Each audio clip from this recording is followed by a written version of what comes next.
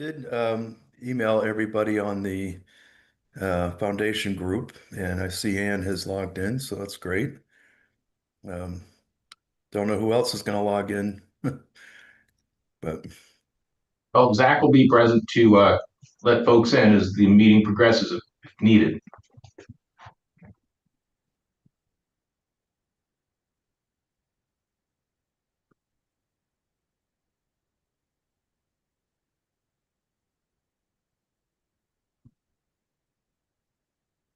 I'm trying to say something. There you go. those uncomfortable silences. Are we live yet?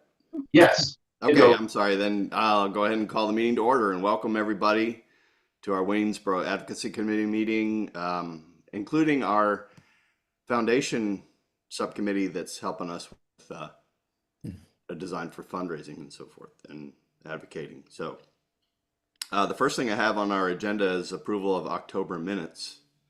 Are there any corrections to the minutes? None.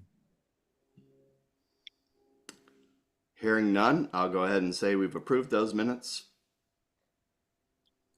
And just as a heads up, I do have a 2:00 meeting, so we're going to try to keep this on schedule as best we can. And if I need to leave, I'll hand over to Joe. But let's start with our detailed design update from Jonathan. Yeah, so good time to be alive and working for the museum. So finally, we've completed our detailed design work. So we got the feedback. Yeah, got the feedback that's officially complete. And if we were in the phase where we would be moving into working drawings and the funding was available, they would, of course, write the report, give us permission to move forward.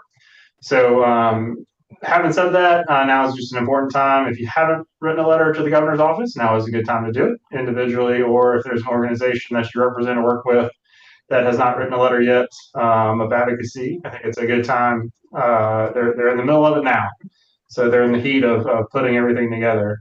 But yeah, circling back, our value engineering study came in line, and our cost estimation. So we have to have a third party do both of those for us.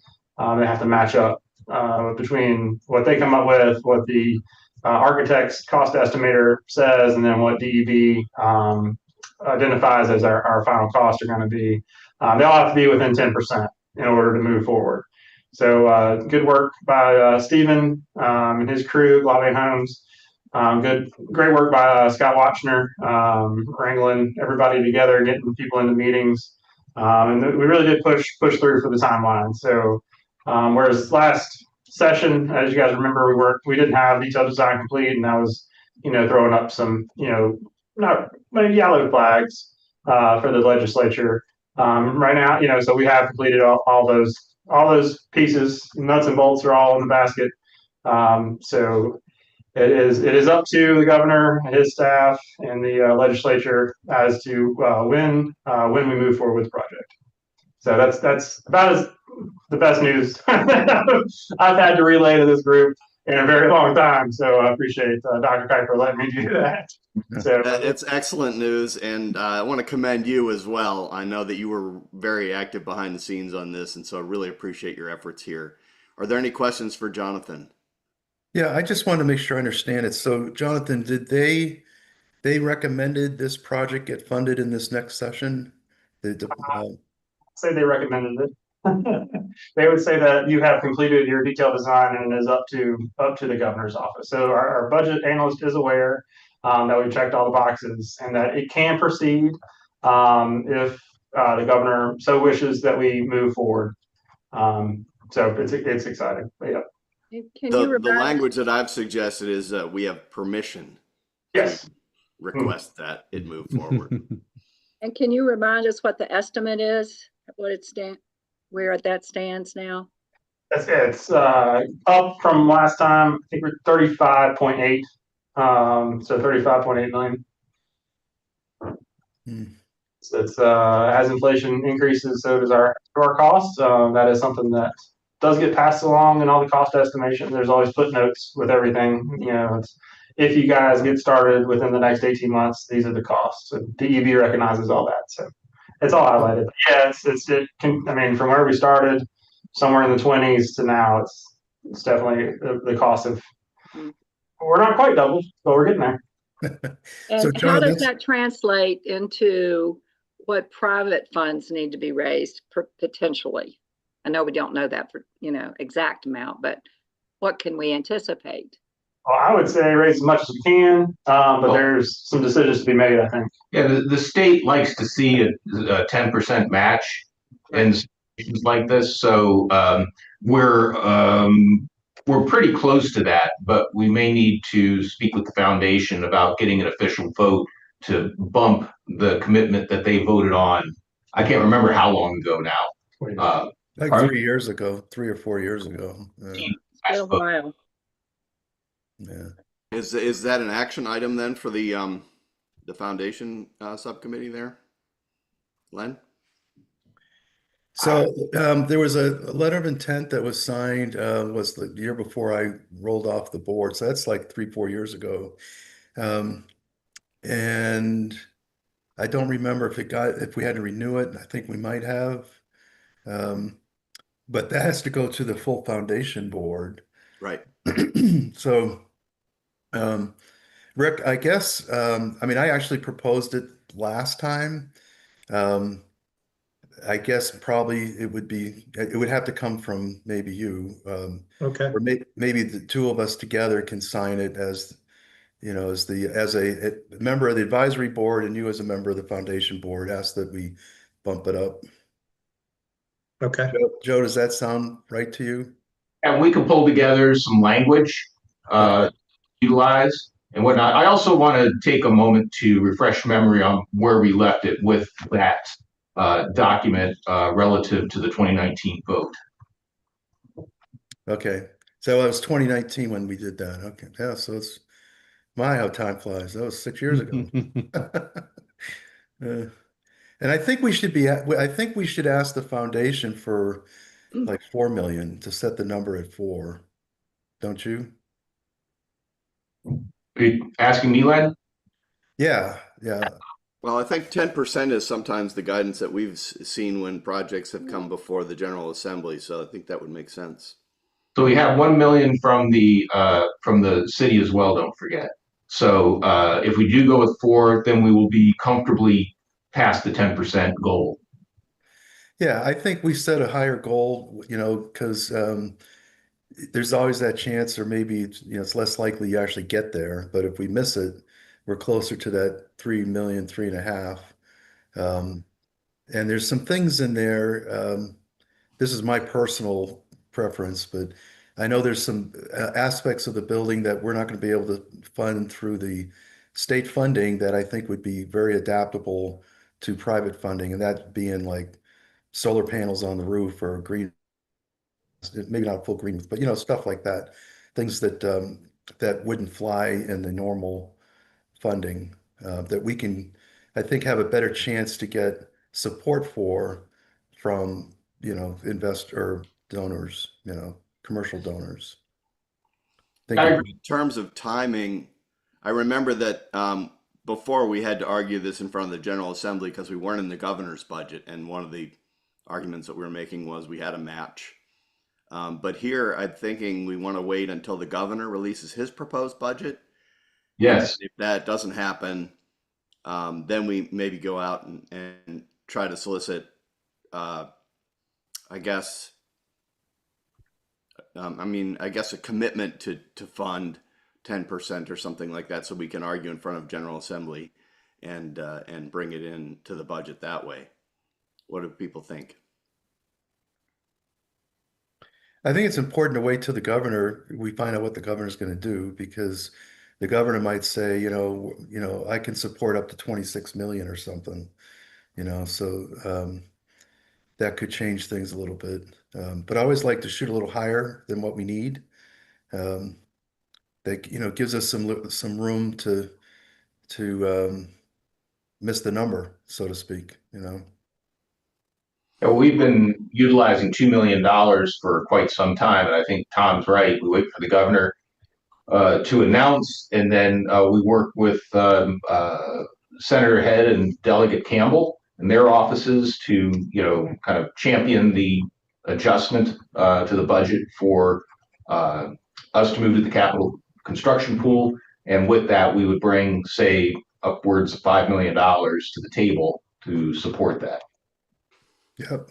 So, Yeah, well, let the minutes reflect that Len and Joe and Rick will work on crafting something for the foundation board to consider and regarding the timing of the request to, raise the money. Yeah. and Rick, I'll also put in the outline, because we do have relatively new foundation board members. Yeah. I kind of put together, I don't want to say a history, but a background, a few bullets on a background, so new folks will understand what they're voting for. Okay. I can share the 2019 version, that way they can see, have both. Thank you. And our capital request does reflect that 2 million, the 1 million in kind and the 2 million. So that might just get approved, and then we're just moving forward, and everything else we raise is gravy. So I think it's important.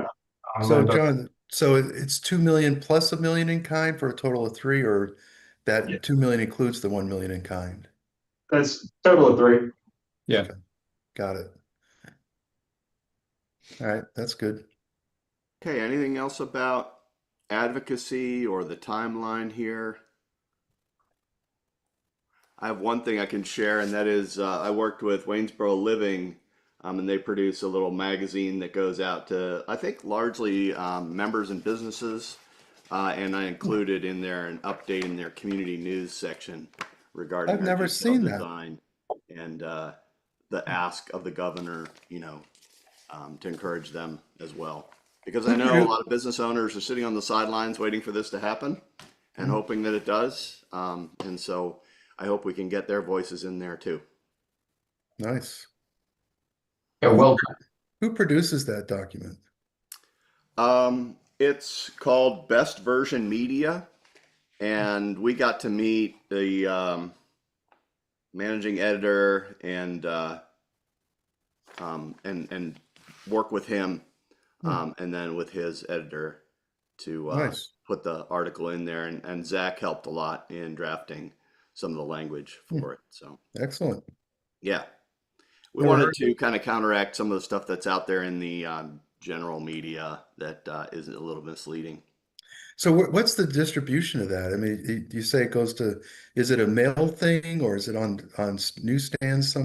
It's not on newsstands. Okay. What I understand is, and this is directly from the managing editor, is that it gets shared with people who sponsor the publication. Okay. So, maybe there's a local dentist and they want to have a copy sitting in their waiting room, or, see. businesses and the like. And I don't know what the total distribution is, but it seems like they've got a good clientele for us to reach with this message. So Is that an I get it to extension my of mail. you get it by in mail? Is it an extension of Virginia Living? Is it part of that organization? No, it's not. Interesting. No, this is an independent publication, but it's part of a group.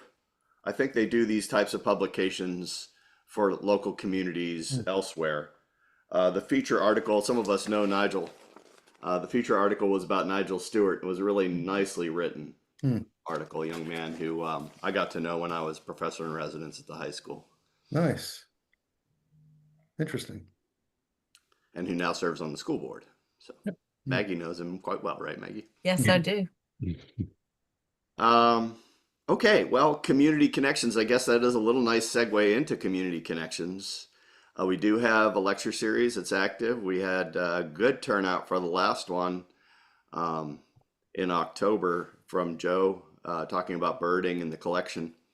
And our upcoming one is November 11th, which is Veterans Day. So recognizing that, we thought we'd try to do a military theme.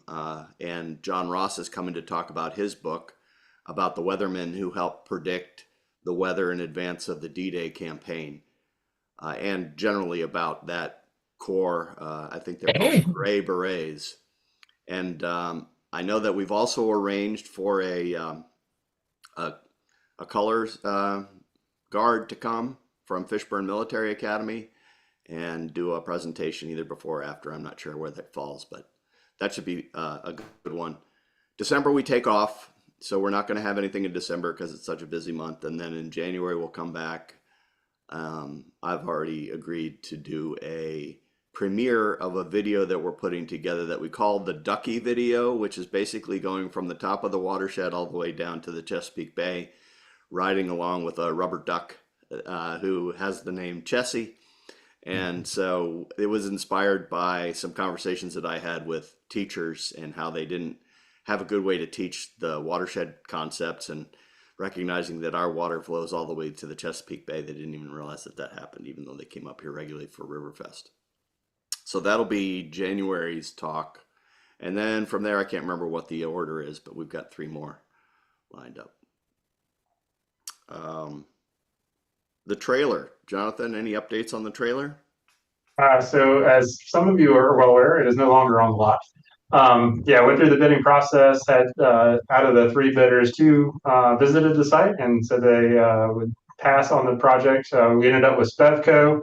Spevco is the company who actually developed the trailer originally for Virginia Museum of Fine Arts. So the trailer is currently on the lot in North Carolina, being evaluated for just the contingency of like, here's what we're going to have to put into it to get it back up and running. So they've given us a preliminary about 50% of the work to be done. They're still waiting on to hear back from electricians and a couple other subcontractor type folks before they give us the full price on that. We did get it's being written into this budget cycle. We're going to continue to be able to use maintenance reserve funds until July 1st, 2027. So we got a little extension on that. So if it does become delayed, working with Spevco, since it is such a unique project, Ainsley was nice enough to, well, she's working on it now, was communicated with me, and I said, yes, let's go ahead and push that out a year just in case anything kind of drifts over into the following year. That way we're all on board, on the same page, accounting wise. So, but we fully intend on, pushing forward with the work and getting the trailer back expeditiously. But there's just a few unknowns that we still have to deal with before we can get a timeline.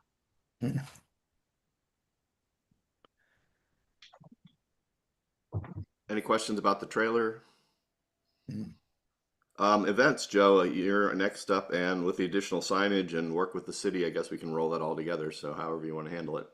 Sure. So for the events, we had a team at Fall Foliage Fest. I know Faye and Zach were talking a bit about it, but the report back was that it was a very busy time, and it was good to have a presence there. We're, of course, prepared. We're anticipating a planned April date for Riverfest 2026, and there is the May Museum Rodeo. So we've got those on the table. And looping back to the minutes from the last meeting, Tom had mentioned that he attended our Natural History of Chocolate event here down in Starling Avenue, and had suggested that maybe that would be an interesting way to connect further with the community by replicating that up in Waynesboro. So I think if we do want to do that, the first thing we'll need to do is to identify a chef who would be willing to do this. And the way we did the one down here is we worked with a local chef to develop a proposed menu and a budget, and then therefore a ticket price and so forth. So we were very fortunate. The chef we worked with did the work pro bono for us, but certainly nothing came out of her pocket. So anyone just reach out to me if there's someone you think that would be interested in participating with the museum. And what was a pretty unique event. Just quick review of it. It started with as people arrived, they got a glass of champagne. Then they moved to the chocolate tasting. So we had an expert actually walk people on how chocolate is made and how to properly sample it, very much like a fine wine. And then from there, we had a 5-course meal paired with wine pours and a brilliant dessert and so forth, all the while hearing from the chef about each of the courses. So it was a great way to connect with people. They had something unique and so forth. And so if we're looking towards fundraising in the relatively near future, that this will be a way to endear some people to us with a very unique event. So please let me know if you know someone who want to work with the museum in that capacity. With the additional interpretive signage, we're going to get back to that. So we still have some leftover monies from our work in the South River Preserve. This was through Dominion, and as such, we thought we could enhance some of the trail signage down the South River Preserve and add to what's already there. And working with Tom at Sunset Park, we think we have the necessary information and so forth to put together kind of a mountaintop identifier. So when you're staying up there looking towards the west at Sunset Park, you can identify the mountains that you're looking at. We've had to put a little delay on that because we're going through a transition, our exhibit staff, and as such, we'll have new exhibit managers starting in just a couple of weeks. So Tom, she gets her feet underneath of her, we'll circle back to you on that project. And then lastly, for work with the city, we're working with Megan in tourism. And the city, of course, already has an existing app for engaging with city businesses and city information and events and so forth. We have the capacity to augment that literally through augmented reality. So the idea what we're doing right now is we're getting together, and the curatorial staff is working on this, a list of about 60 animal species that you can find in the Shenandoah Valley. So the real brief version of this experience is to get people to engage more with the downtown, the South River Preserve, and then some of the amenities like the park and other features that some of our service clubs helped raise funds for to install there in the community, that we can actually, with GPS, locate electronic creatures that people can go capture, put into their collection, so to speak. And again, this could be in the lobby of a business, it could be in Greg's office, it could be on Lumos Plaza, it could be on the Greenway, over at the playground, any of these places. We can put this, and then you go and you capture your animal, and you get information with it. And the reason we're doing about 60 or so animals is that we can refresh it. So the first wave, there would actually be a prize that the participants, the children, can earn by completing the full collection and so forth. So this will be our first foray into this, and it's something that can evolve, but this is the basic kind of first step. And the other cool thing about this is that we'll put it in there such that when you go to the museum lot, you hold your phone up and you're looking at your environment, you'll then see fleshed out a rendering of our building sitting right on the lot through your device. Nice. So yeah. So we'll work through that through the necessary steps upcoming. And like I said, work with Megan to get that applied to the app through the app developer that she works with. So yeah, so we got a number of things going on to kind of keep that presence. I think that's necessary, to keep the project alive. To people have to understand that we wouldn't be doing all of this if there wasn't a museum coming, right? So we feel as though that's a critical part of our work, especially over the upcoming months. So we'll keep everyone up to speed on these things. Maybe we can add a QR code where people can make a donation as they go through it. Yeah, we did talk about it. You don't need a QR code necessarily, but like when you visit the museum building, there's the opportunity you can tap on something and it takes you to Yeah, definitely. and it's that doing something like that is really not a lot of work, and B, there's not really necessarily an expense to go with it. So because it would connect to what we already have. Yeah. So definitely, like. All right. On the peak view sign, Joe, I recently went up to Sunset Park and took another set of pictures because the fall color is really wonderful right now. And we had some really good morning light, so you can really see the ridge line. And I identified, and you can even see, you can see Cellar Mountain, Afton Mountain, Elliott Knob, which is one of the highest peaks in the area. You can actually see that from Sunset Park. You can see Betsy Bell and Mary Gray. So it's a really cool view, and I'm looking forward to working with the designer to highlight some of those peaks that you can see in the distance, because I think it's a great way to show off the area and to talk about the natural history. So, We'll get moving quickly, Tom. She'll be a brand new employee with no leave time, so we'll be working to death over the next couple of months. So we'll get her up there to see the site, get to know Waynesboro. We'd love for you to be part of that visit when the time comes. And we'll definitely go up to Sunset Park. And, you know, Ryan, can you give a little background on Lila? You know, what her experiences are and what she brings to the table? Yeah, so Lila Doherty, she's probably mid-20s, I would say, age-wise, but her experience is pretty varied. She's got a bachelor's degree in industrial design, and she's got a master's in some kind of animal science, animal care. But she's got experience specifically at a musical instrument museum, which doesn't sound necessarily applicable, but the portfolio examples she gave were amazing. Like a lot of examples of storytelling for things like musical instruments, not just the instrument itself, but the musicians and the stories behind it, just creative ways to artistically display different things. So both graphic design and exhibits experience, we're really excited. She's coming from Maryland, Fredericksburg, Maryland, so roughly 5 hours. She's in the process now of looking at housing, different apartments and whatnot. But like Joe said, looking at mid-November.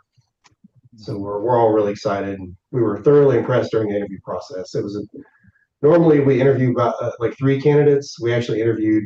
We were going to interview 5, ended up doing 4, just because it was such a strong pool of applicants. So we're really excited. Will we get a chance to meet her at the board meeting upcoming on the 15th? We're finalizing exact date. It might come right after that, but we're going to look at maybe Zoom if that's an option. Great. Any questions for Joe or the team about community connections, working with the city and so forth? I guess we're down to open discussion then. Anything for open discussion? I had one question, and that's really for Len. Do we want to continue to meet with both the Waynesboro Advocacy Committee on the board and the Foundation Subcommittee? Do you want to continue to meet jointly for that?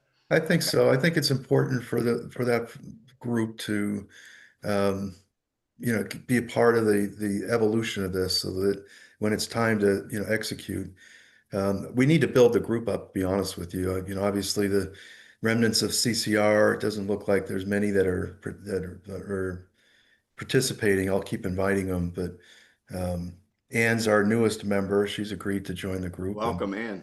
Yeah, it's great to have her on board. But I think that's what we need to be doing probably the next several months, is to start finding others that might want to be a part of this, you know. So yeah, we'd like to continue to meet. So my follow-up question would be, do we want to meet in December? It would be December 1st, I think, is the first Monday. Or do we want to hold off until January? I think there's really not much to say in December, other than maybe if the governor comes through for us. I mean, we're going to know December 15th or so. they'll know on December 15th if the governor includes us. Yeah. We're also going to know who the new governor is. So maybe we should meet in December to kind of think about, you know, because that's going to have impact regardless of what the current governor does. Whoever the new governor is going to execute that budget essentially with the General Assembly. I'm willing to meet December 1st if that works for folks. I mean, that's early enough in December. We're not getting into the holidays too bad. I mean, we'll put it on the calendar. I'm certainly available. So we'll put it on the calendar. And if in ensuing discussion, for whatever reason, it was decided to wait till January, we can do that. But otherwise, we can simply plan on it. Sounds good. Sounds good. Yeah. Anything else for open discussion? I have one thing. Sure. As I'm assuming the meeting is getting close to wrapping up, I just want to remind everyone from a technical standpoint with FOIA, we live stream these meetings because the way the rule of FOIA works is that when we have 3 board members present, that constitutes a meeting. 2 does not. So, but even though this only has 2 board meetings, 2 board members from the Board of Trustees, Dr. Nash and Dr. Benzing, it doesn't hurt to be open and transparent. That's what we're doing. However, I would like to have an informal, brief discussion for anyone who can attend. immediately following this once we close down, and I'll ask Zach to take us offline. That's fine. I'm willing to stay around and close the public meeting. The last thing I'll mention is we do have a board meeting coming up on the 15th, so I'll do my best to represent us as a committee. I really appreciate what Jennifer's been doing over the time that I've served as chair and putting together really good minutes and keeping us on task with an agenda monthly. So I feel I can fall back on that pretty handily. Anything else before we adjourn the public part of the meeting? Hearing none, we will adjourn that, but please stay on if you want to for the informal, and we'll wait for Zach to tell us when we're offline.